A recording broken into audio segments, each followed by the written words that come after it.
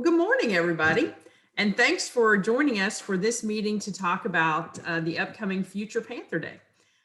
Future Panther Day is next Saturday, and I know that many of us have been through this before, but we have some new folks as well, and I always like to do a check-in just to make sure everybody understands really how the day goes. So that's really our objective today is I'm going to cover that. And then also just make you aware of some different resources, remind you of resources we have available for KW 101 and talk just a little bit about the summer and when we're going to start in the fall. So let's just jump right in.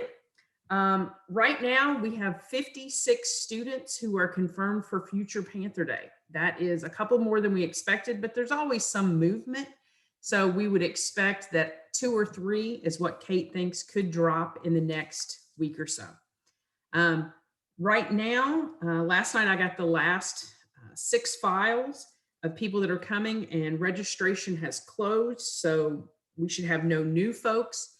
We should simply potentially have some drop off. So my plan is that I will have files to you tomorrow, the electronic files, and that Tanya will make changes in CAMS tomorrow morning. She starts work at 7, so she probably will have those finished for most of us by the time we start working.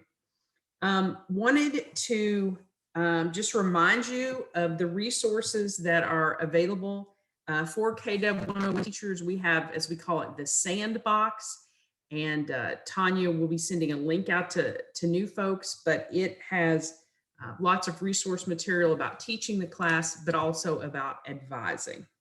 And it has information about how we place students in English, history, and math should they need some type of remediation.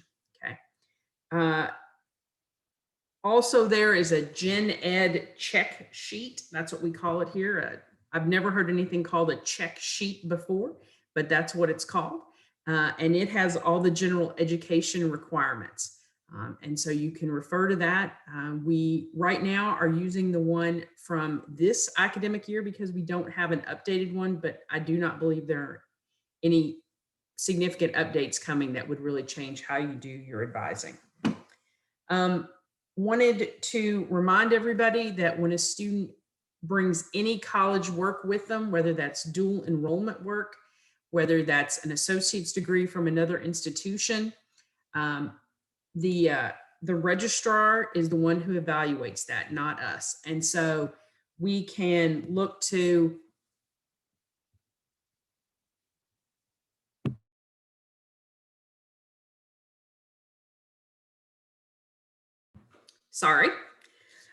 we can look to Lindsay to evaluate that. And once she has evaluated it, she puts it in the records that you will have, the student records. And so you'll be able to see that. Now, sometimes the student has not submitted that when they needed to, or for example, they're taking a class now and they're not going to be able to submit it for a while. So you will have to refer back to that and just make a note if the student tells you, well, I'm taking this class. Okay. And you'll keep an eye for when the evaluation happens. Later in the next few weeks, I will send you some sample scripts for if you would have to email a student to talk about classes, or if you would have to have a Zoom meeting with students to talk about classes, just some scripts that you might find helpful should you have to do that and you've never done it before. And this summer, we will have ongoing communication with these freshmen. So a student who is advised at Future Panther Day will hear from you, if you're their advisor, several times during the summer. And I will just lay out a calendar. I think that's what's easiest to do, and say, you know, in this week, can you reach out to the student about this topic? And again, obviously, you don't want to send a group message. We want to have that personal interaction with the student. So it's a private message. Feel free to copy and paste. But there are things like, you know, we just check it. They're going to graduate from high school. We're going to want to congratulate them on that. We're going to want to maybe remind them about something, for example, their housing situation. So I will send you a list of those, and then it's just a quick check-in with them every 2-3 weeks.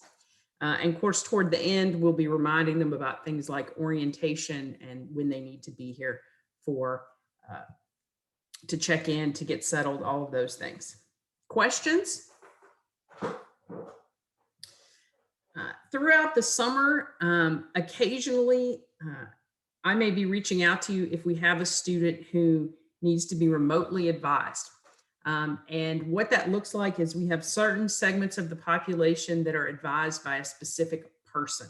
So if we're in between Future Panther days and I find out somebody needs remote advising and they're a pre-nursing major, then I'm going to reach out to Rachel and she's going to reach out to them to do advising. Kyle, if somebody wants to get into the lead learning community, that's going to be you over the summer. Janella, if somebody wants to get into honors, that's going to be you over the summer. There's not a lot of that goes on, but a little bit occasionally. And because most of you don't exclusively advise in a certain area, you know, if this year you're advising, I'm making this up, business majors, and we have somebody that comes in, I might go ahead and put them in your area. So I would ask, obviously, that you're checking your email daily. And if you're going to be on vacation, which is great, I hope you can arrange some personal time. If you can just let me know, I'm glad to cover and even advise people while you're gone. But admissions expectation is that we would quickly follow up with students. So for example, if they let me know, you know, on Friday that a student is coming and they need to be advised, and you're on vacation and I don't realize it and I send it, you know, to you, my expectation is you're reaching out to that student, you know, if not on Friday, on Monday. And let's say you're gone that week and now the student has followed up with admission to say, it's been 10 days. I haven't heard from anybody. So we just want to really be on top of that. So if you're away, if you're not going to be able to check your email, just let me know and I will deal with anything that comes in. All right. I have worked with Mark Shook, who's our associate athletic director, and he has worked with coaches. And so we will have, I do have now, and I'll be sending to you the athletic practice schedule for the fall for all sports so that you can advise around that. As usual, about half of our students are student athletes. And so we need to, you know, as much as possible, meet their practice schedule needs. And I know sometimes Dr. Den has been somewhat adamant about, you know, their students first. And of course, we know their students first, but from a retention perspective, if we can make this work for the student and they remain and they're a successful student, athlete, and a successful student, that's all for good for us. And I think that that sometimes in the past, some of us have erred on acting like, you know, come on, your classes are most important, you know, you need a better attitude. But sometimes the way we get students in the door and get them engaged is they come to play athletics and then we win them over, that being a student is really important. So it's an opportunity for us. So I would just ask you to do what you can to meet that need. And some of their schedules are a little different than they've been in the past. Melissa Diebel. Mike Nelson says he needs to be let back in. And Dennis is now here. Maybe you should just tell Mike that there's a reason he's not being let back in. No, it says he's joining, and yet, oh, and now he's back. Mike, you with us? I think so. I was having some audio issues earlier. Okay. Well, welcome back. I think I'm back. Okay, good. All right, guys.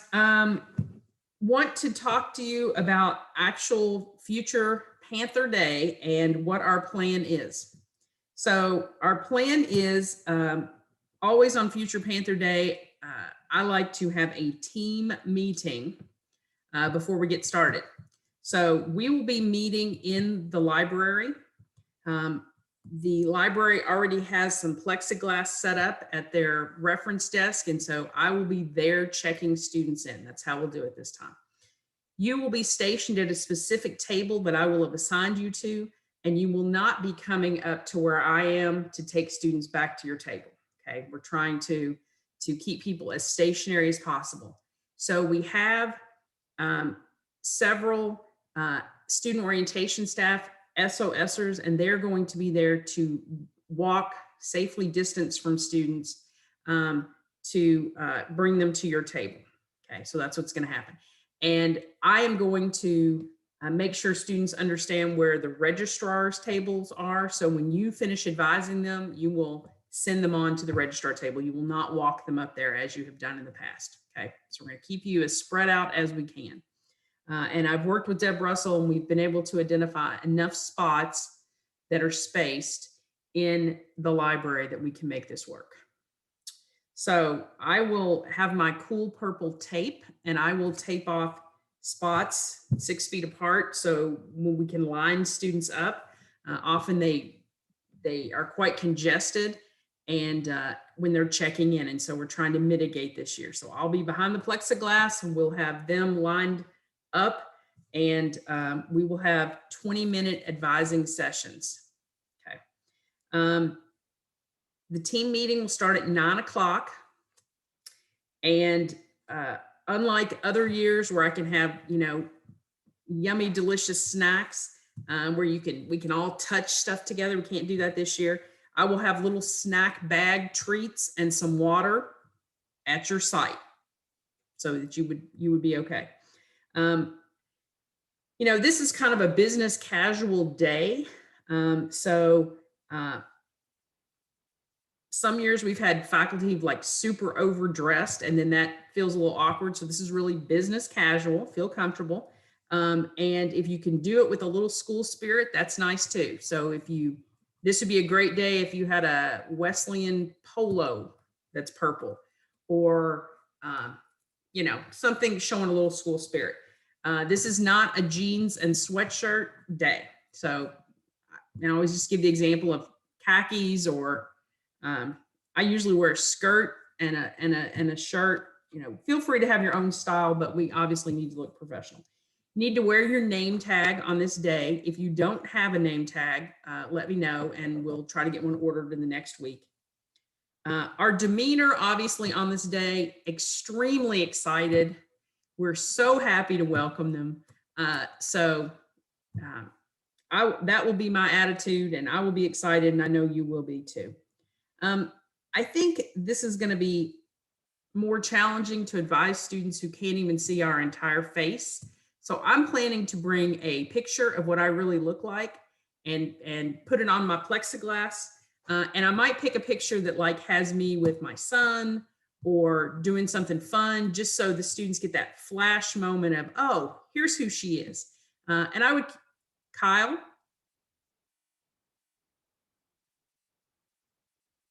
Should I bring my oil painting of myself and put it? Well, I think that would be a bold choice. I think everybody would enjoy the story behind that. Absolutely. Mm-hmm. And then students will be coming up to me like, I'd like to switch advisors. No, you have to be with the weird guy with the oil painting. I'm sorry. So just consider doing something. You don't have to do that, but I was just thinking, that might be a way for them to feel more connected to us, that they've really seen what we look like, since we're not going to be able to take off our masks while we meet with them. So students will check in. In the past, we've had problems with students misunderstanding the schedule. So their name tag on the back of it will clearly say what time they're supposed to be advised. They will come to the library. If people are running late at all, we have a designated person within admission who's going to track them down. We are not going to be tracking them down. And Kate Douglas, who is running this event, I've talked with her, and she's really clear. If somebody shows up 10 minutes late, we are on such a tight schedule this time that makes it very challenging for us to advise them and give them the quality experience we want them to have. So she has a designated person who's going to be able to, quickly, this person is 1 minute late. Where are they? Let's grab them. When when you sit down to advise the students, obviously, I know this is a brief amount of time, but you want to introduce yourself and establish a little rapport if you can. We explain that most freshmen take English, KW 101, and then 2 to 3 other gen ed classes. And, if we, for each student, when I send you their file, you're going to go into the bulletin and you're going to look at what their proposed major has as recommended 4-year plan. So you're going to say, okay, this student is a communication arts major. And when I look in the bulletin under communication arts, what does Andrew Bolin think in their first semester they should be taking? And obviously, general ed type things are interchangeable. I know that Heather Logston just does such a good job in the bulletin where she'll list out gen ed, exercise science 101, gen ed, religion class. Most folks are not that specific, and those things are very much interchangeable. Even if Heather would rather them take history, but they can't, and they can take religion, that's fine.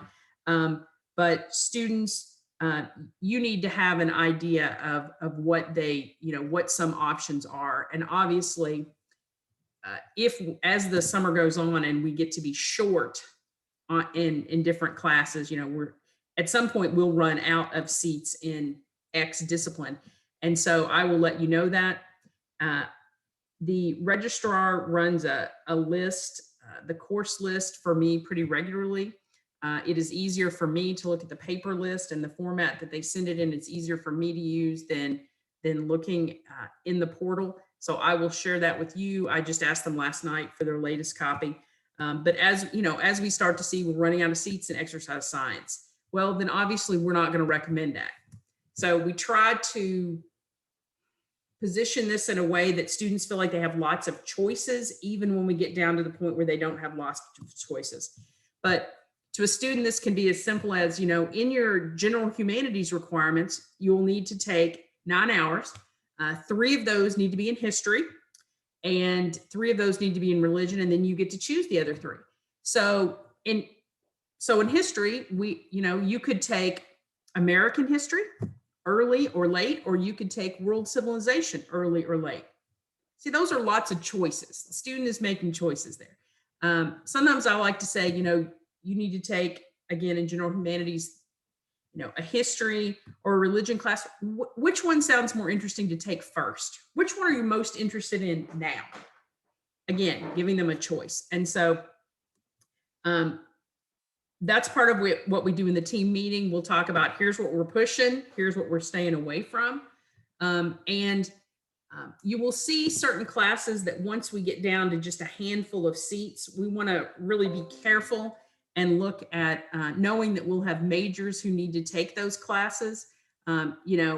Yes, there may still be seats available in political science 101, but would I like to hold a seat in case I have a major? Yeah. So we're just looking at those kinds of things. And again, I'll talk you through that when we do our team meetings. Melissa?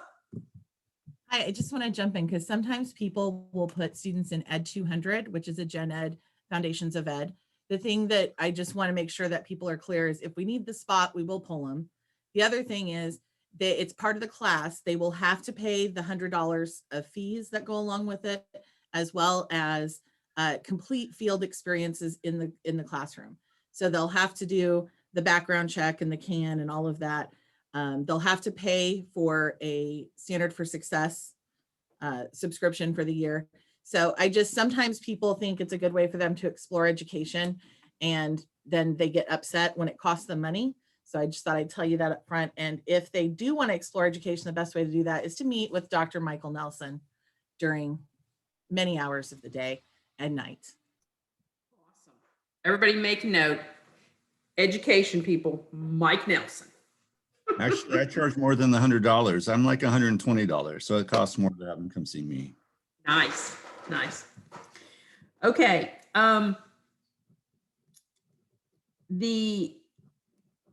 You have been sent by Tanya registration half slips from some of you who are used to just registering online. I'm sure this is very exciting. Thank you for showing me those, guys. Good job. You want to go ahead and fill those out prior to the student meeting with you. There's no need to waste any time filling out their name and all of that. I would go ahead and have that done. And then you can just use your time to, again, build a relationship and make some, decisions about the classes they're going to take. Janella. Hi, when do we get that information? The name of the student, so we can go ahead and fill that out. I'm going to send the files to you tomorrow, and Tanya's going to make you their advisor tomorrow. Okay. After the student, after you decide on the classes they're going to take, and obviously you need to send them to the registrar table, and we're going to have Margaret and Lindsay socially distant. So I'm going to be directing people to this way or this way to see them. If they have a problem, we're going to kind of register them there. And so I will work on that. Okay. And for the first Future Panther Day, this should not be an issue. But as we go on, sometimes it becomes, something gets closed. Right. Let's see. Curves that you might be thrown. The curves that I'm being thrown right now is I don't know of anybody who is opting into the honors program. So right now, Janella will have no one to advise, which makes me nervous. Kyle Beesing, same thing for you. Right now, I don't know that anybody wants to go into the lead learning community, and Lori Etheridge, who's overseeing learning communities, is out of town this week, and I didn't know that. So she'll be back Monday. So a little bit of switching around there. Another thing that's curves that can happen for you is you could sit down, you're prepared. The student, in their application says they're going to be exercise science, and they sit down and you say, I'm so glad to meet you. And I see you're interested in exercise science. And they say, no, I've decided to be a nurse. Oh, okay. That's a great choice. So you're positive about their choice. But the problem is you're not, unless you're Rachel Pritchard, you are not able to advise the pre-nursing student. Rachel, what do you want us to do at that point? Send them to me. I mean, I don't know how that's physically possible, but I mean, if you get a student who meets with you and says any hint of a whisper about pre-nursing, set me as their KW 101 advisor, at the very least. Okay. All right. That's good. And you can always send them back to the desk where they checked in. Of course, that's a big space. So I may even bring chairs so I can have them spread out like I'm the bartender and they're there to visit with me. And then Rachel, we could see, could they stay? Could they come back later? We'll figure something out. Yeah. And again, we need to do this in a way that doesn't feel like, what, you've messed things up for the day, but that feels like, oh, you've changed your mind. Nursing is a great major, but we have somebody who specifically works with nursing majors, and it's Dr. Rachel Pritchard. And so what I'm going to have you do is head back up to where you checked in and hang out with Dr. Armstrong, and she'll rework the schedule so that we can get you in to talk to Dr. Pritchard. Okay. Same thing with education. This happens every time where we see you're excited and going to be exercise science. No, I've decided I want to be a teacher and a coach. Melissa, what will we do? Same as Rachel. We'd like him to come our direction. If I'm free, it can be me. If Mike's free, it can be him. Okay. Especially elementary can get really messed up because their classes, they have so many more classes. So elementary is a very important one to make sure that they get those early math classes. But again, our message to them is great. Education is a great choice and no problem at all. But our education majors work specifically with education faculty. So I'm going to send you back up to where you checked in, and Dr. Armstrong will hang out with you and she'll get you in to talk to one of the education advisors. Okay. Don't let that freak you out. That happens. It's nothing you've done. And it happens pretty much every time we have a Future Panther Day, that somebody, even 3 days ago, they were excited to be in exercise science, but now they've had a huge revelation and now they must major in something else. I had a student last year who was incredibly conflicted about majoring in either zoology or history. Okay, so those seem kind of different. And the student started out in history, And that's how she was advised. And then she got in touch with me over the summer and just said, I'm just really struggling and I think about this all the time and I've decided I want to switch to zoology. Okay. And she started a zoology major, and a month in, we had another conversation about really, she felt like history was the best choice. And then we talked a lot about the whole avocation idea, like, okay, so there are all these tons of different things you can do with a history degree, but you clearly have this strong love for animals. And so what can we do to feed that? And so she's kept in touch with me this year. It's been pretty funny to hear about her. I love my history classes, and I'm doing, these other things that really feel that need to work with animals and be with animals. So you could get that. Occasionally we do get somebody who falls apart on Future Panther Day and feels like this is they must make the decision about the rest of their life in the next 20 minutes. And so I have had some criers occasionally, but again, we need to really stress to them in the first year or so, overwhelmingly people are taking general education classes. And so you're in exactly the right space. We're going to help you find gen ed classes.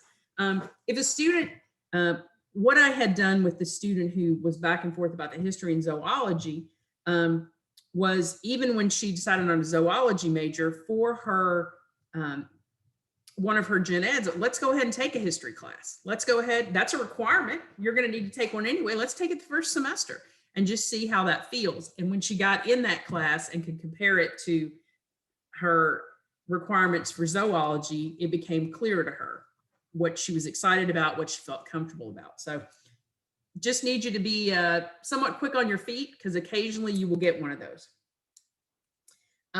You will be advising, right now it looks like 5 to 6 students. As I mentioned, one of the challenges is we're not sure about honors and we're not sure about the learning community. And so that's 12 students who are going to need to be advised. And we could end up in a position where we don't have students in either of those, in which case, Janella and Kyle, we will just have you work with 6 students because we have to get them all advised. It's easy. And then if they opt into either of your areas, it's easy for me then to follow up with them later to say, hey, I heard you decided to do this. That's great. And that means you're going to have to switch this class, and I've already taken care of it. So that's the way we want to do it, as opposed to, having them leave without a schedule. So we want people to feel secure. They've connected with you, and we want them to leave with a schedule that they feel comfortable with. Yes. Oh, sorry, just so you Go know, ahead. for honors, they don't have to take any specific classes the first semester. Students Right. often opt to take their first honors class the second semester, like with 102. So I was just referring to if we know they're in honors, we want to put them in your KW 101 class. oh yeah, no, certainly. Yeah, and I know that we have 25 students who are honors potential. They actually have met those criteria. So I am actually emailing them this week. And if possible, I'll reach out and see if we can get some of them. I just don't know that any of them are coming to this first Panther Day, because I do know that 40 of the 56 students are sports. I can send you my copy of everybody that's coming to Future Panther Day if that will help you. Okay. All right. All right. I'm just looking over my notes. Talk to you about when files are coming to you. I know that we're supposed to be going paperless, but I have to be honest. I print out every single person's application. My husband, who's an IT guy, lectures me both about wastefulness, environmentally. I cannot believe you're printing all these out. And also, why do you even have them electronically? I'm like, this is what I need to do. Now, I know some advisors really feel comfortable doing it all electronically. For me, it does not work. So what I do is I print out every student's application, and I'm looking at 4 main elements. I'm looking at, do they have a major that they're interested in at this time? Okay. I'm looking at, are they residential or commuter? I'm looking at, are they going to be a student athlete? What sport? And then lastly, I'm looking at, are they a first generation student? So on every application that I print out, I write those 4 things. Okay. And for me, that's just very helpful. However you want to do it is fine. But I find Also that I make little notes for myself. If the student is a music, theater, singer, an athlete who has said on their application they're interested in a sport, but they haven't been recruited for it. I go ahead personally before this gets to you and I let whoever deals with that know. So like last night, I have somebody who's interested in softball, but they haven't been recruited for softball. So I'm sending an email to the softball coach to say, hey, I don't know if you know about Shane Armstrong. She's a new incoming student. She's interested in softball. Here's her contact information. And I've already done that for students who've indicated that they've either been in band or orchestra, or students who have been in choir or they sing in some capacity. And we have 2 students who are in their church's praise band. So I'm letting Anna Lake know that in case they want to be in our praise band. Dennis, do you want to know about people who've been in praise bands, or do you think Pat would want to know that?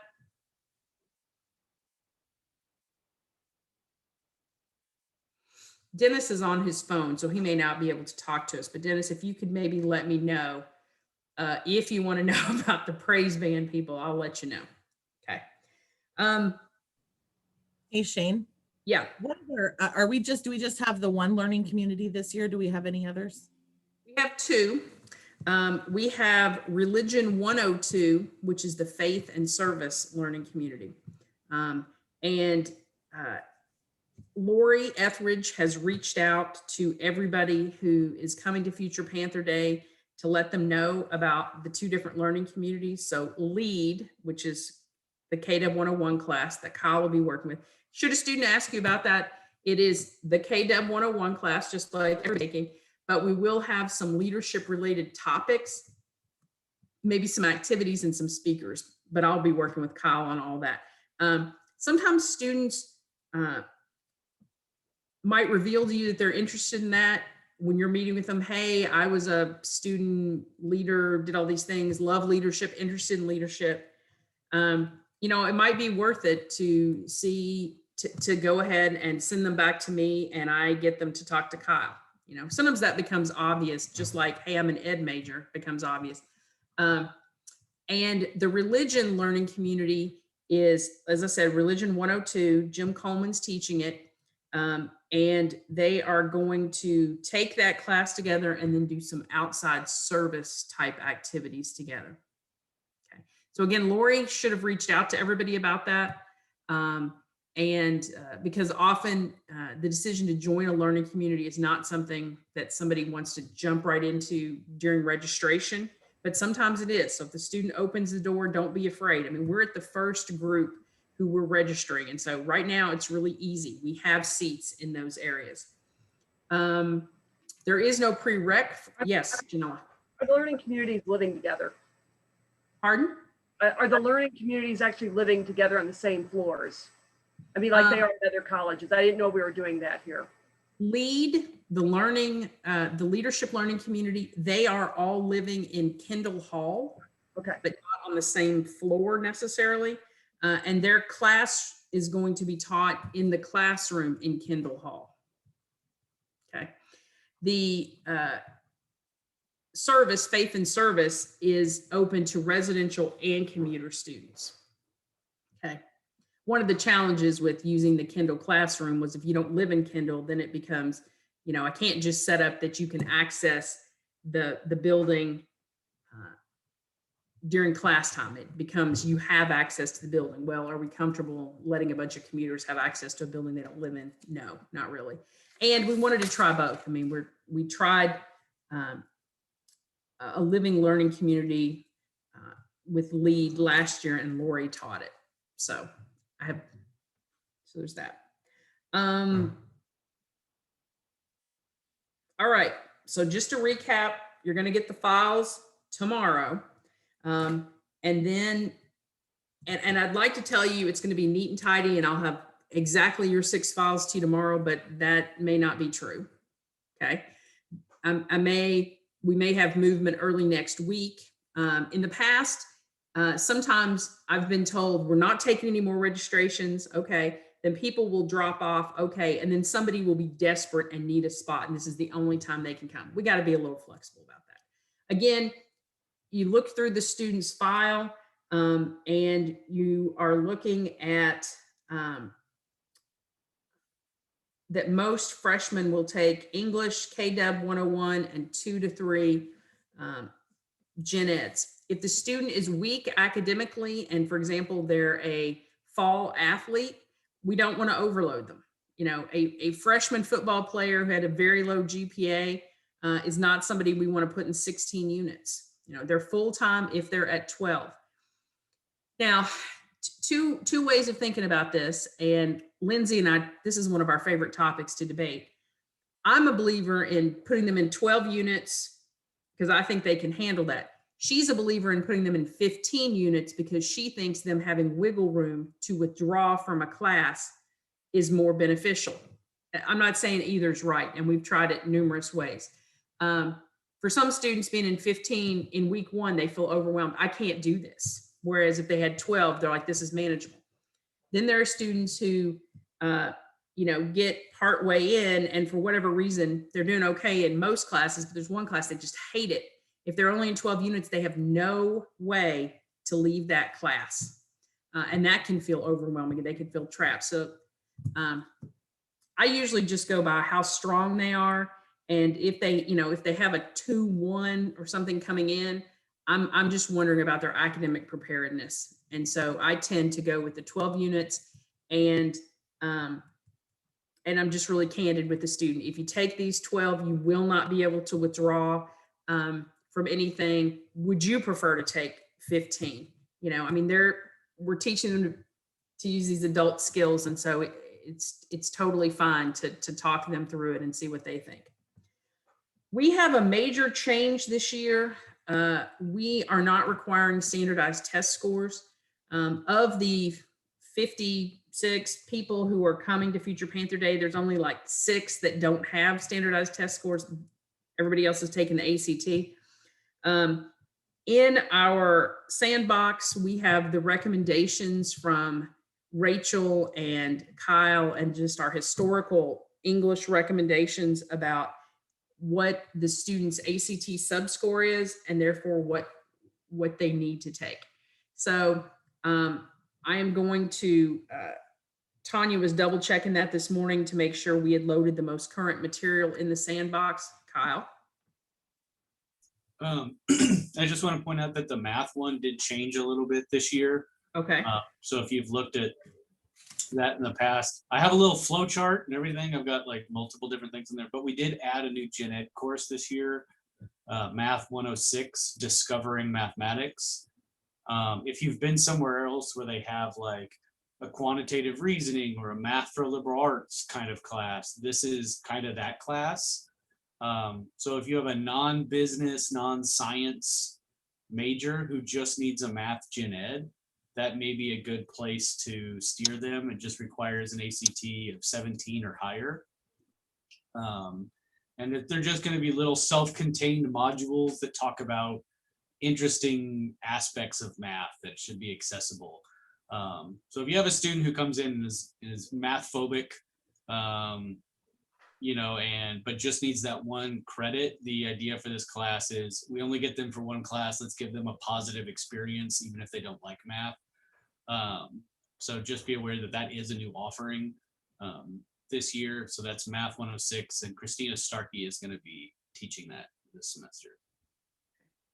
And an added bonus there is because Christina is a member of the math department, but is on loan half-time to the Student Success Center. She also provides an incredible amount of tutoring. So for some students who are math phobic, that's a great point. You can take this class. The teacher also works in the Student Success Center and provides, several hours of tutoring each week. Do you think that might be something you're interested in? Some students will be like, I need this class.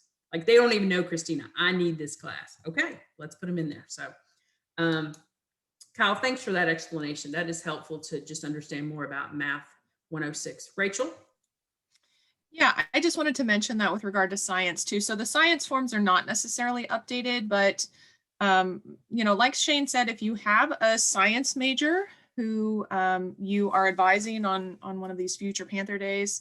The 4-year plan for their major is a good place to start, but if they have ACT scores, also look at that form. We see that's true, especially in chemistry. We make, different recommendations for them.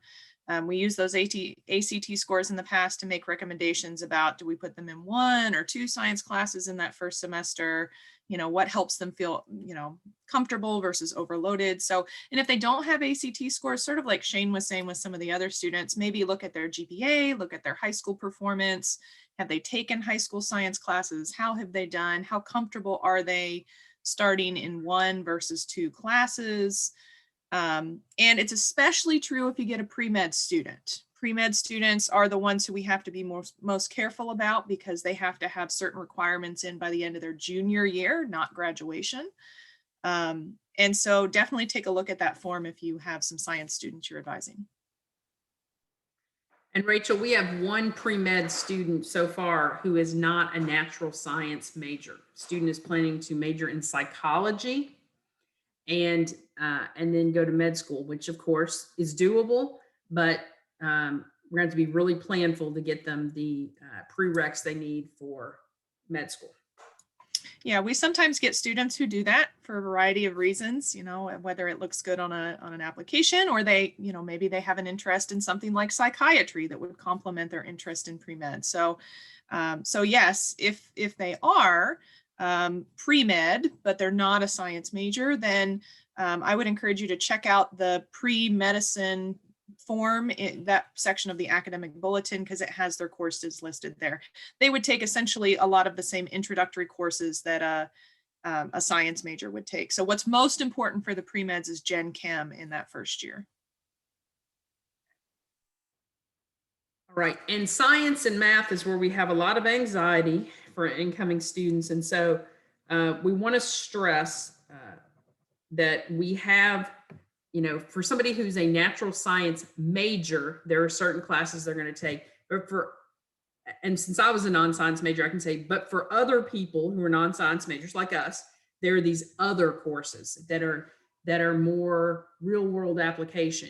Hey, here's just what the average person needs to know about biology or chemistry or physics. And so sometimes I try to talk them down in case they're, my friend took Gen Bio 1 and it was so hard. Yeah, but you're not going to take that. No, because you're a history major. And so there are all these other options for you. I sometimes think that the biggest part of being an advisor is managing everybody's anxiety. Everybody breathing, it's going to be okay. So for a handful of students, we don't have a standardized test score. And I think as the summer goes on, we will have more of those students where we don't have it. We're still looking at some placement options and getting more information. So Janella and Kyle and I, we're trying to set up a meeting for tomorrow. And so if I have any updates about that, I will let you know. All right, guys, I think I've covered most everything. I did want to mention that this year in the fall, I had an hour every Friday that I had a Zoom meeting, and I'd sent out invitations for people to join me if they had questions or wanted to talk about anything. I had this silly vision that we would all get together on Zoom and eat our lunches and talk about the class, and it would be great. So that didn't happen.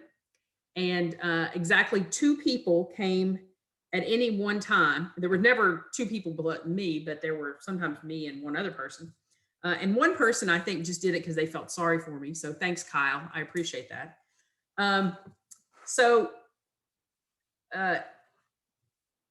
I'm planning this fall to go back to our monthly lunch meetings. So we'll work on dates for that when we go to training, and training will be in August.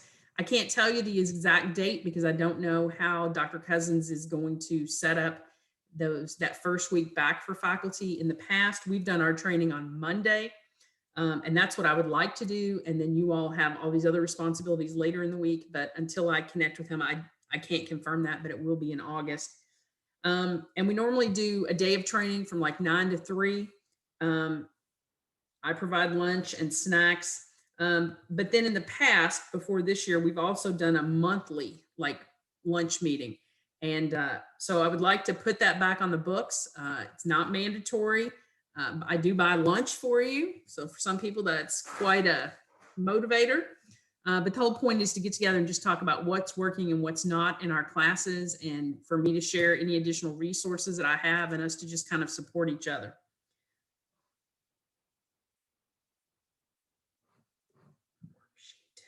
I have one more thing on my list, and I'm not sure what it is. Worksheet. I don't know. I'll figure it out and have to just send you an email about it. All right, guys, I've covered everything on my list. It's a little before 10. Is there anything else I can answer for you or help you with at this point?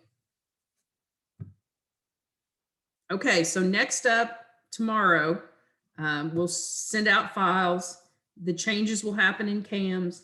I'll send out the athletic practice schedule, and I'll send you the Gen Ed checklist that we all use, but it's just always helpful to have it right at your fingertips. Tanya today is making sure that everything in the sandbox is in good shape. And so I'll just go ahead and send you the link to the sandbox, and all that'll happen tomorrow. All right, guys, I think that's it. I appreciate your time, and I hope this was helpful to give you a little overview and to talk about Future Panther Day. You've got plenty of time to buy yourself a snazzy purple something to wear for that day. It doesn't have to be purple. It's okay, really. Just if you can have a little school spirit, that's great. Does anybody need a name tag? It's fine if you wear your name tag that says whatever discipline you work in.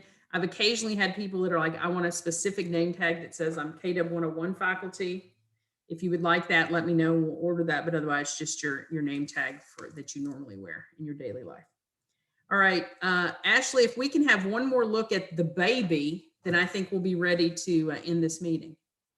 Come on, Willow.